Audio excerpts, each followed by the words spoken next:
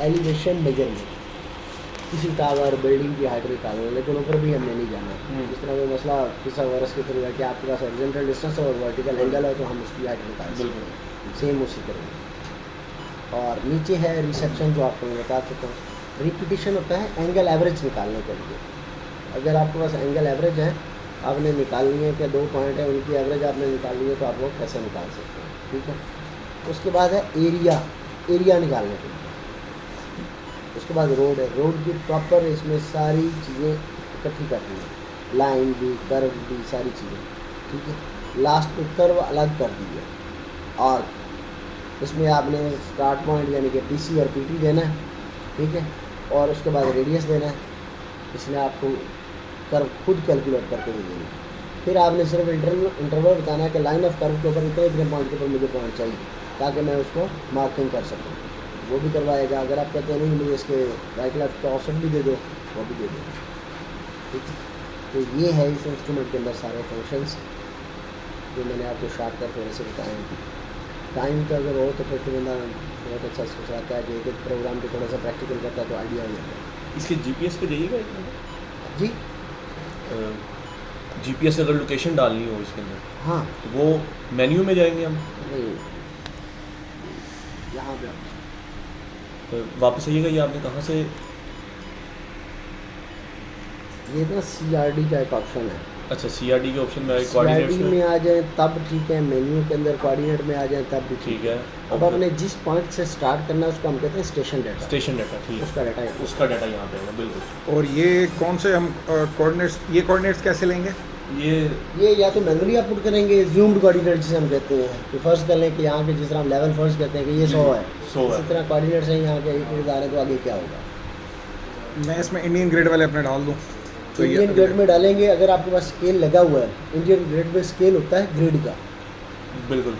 Grid to ground एक scale होता है, ठीक है, ग्रिड होता है जिसमें कर्वेचर काउंट है, ठीक है, ग्राउंड है जो बिल्कुल सरफेस पे है, जिसे हम फीते के साथ मेजर करते हैं। सही, टोटल स्टेशन एक ग्राउंड टोटल स्टेशन है, ग्राउंड इंस्ट्रूमेंट है। ठीक है।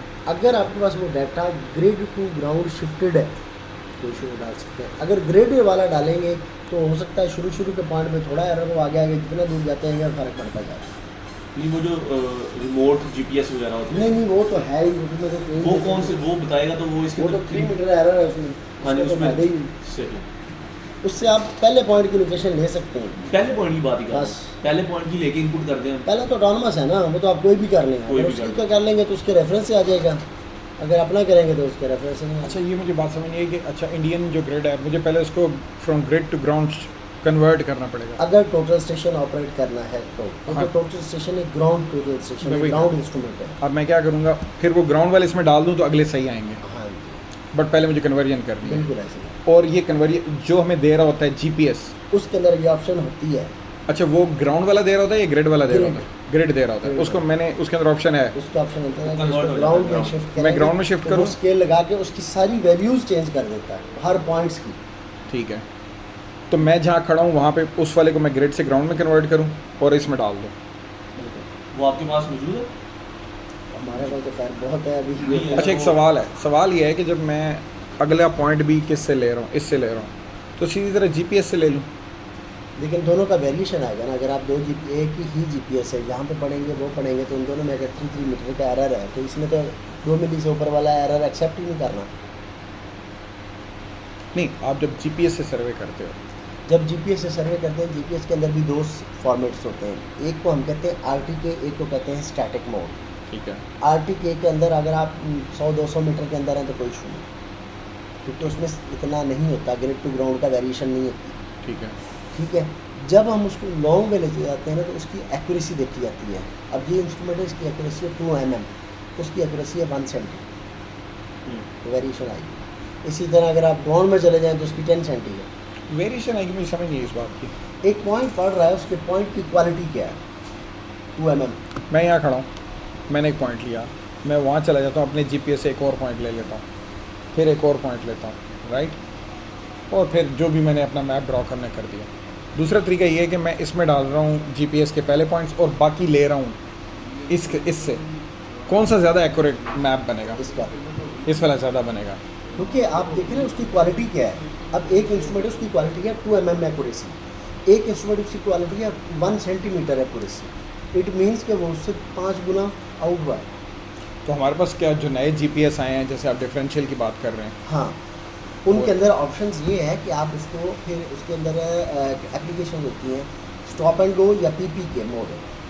PPK होता है पोस्ट प्रोसेसिंग कैनामेट, ठीक है, होता RTK है, लेकिन वो हर पॉइंट को सॉल्व करता है, उसके अंदर प्रोसेस करता है।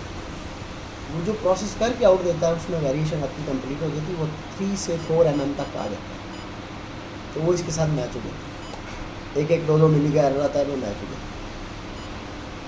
सही है। अच्छा, इसमें थोड़ा सा आप मेजरमेंट का बता देना। और ये अच्छा, मैंने अभी हमने एक रिसेंटली एक यूज़ किया था, उसके अंदर तो नक्शा भी साथ साथ बन रहा था। इसके अंदर भी ये चीज़ है? नहीं, ये है आपके पास सामने जो है ये DOS ऑपरेटिंग है, जो आपने ऑपरेट किया वो विंडो ऑपरेटिंग।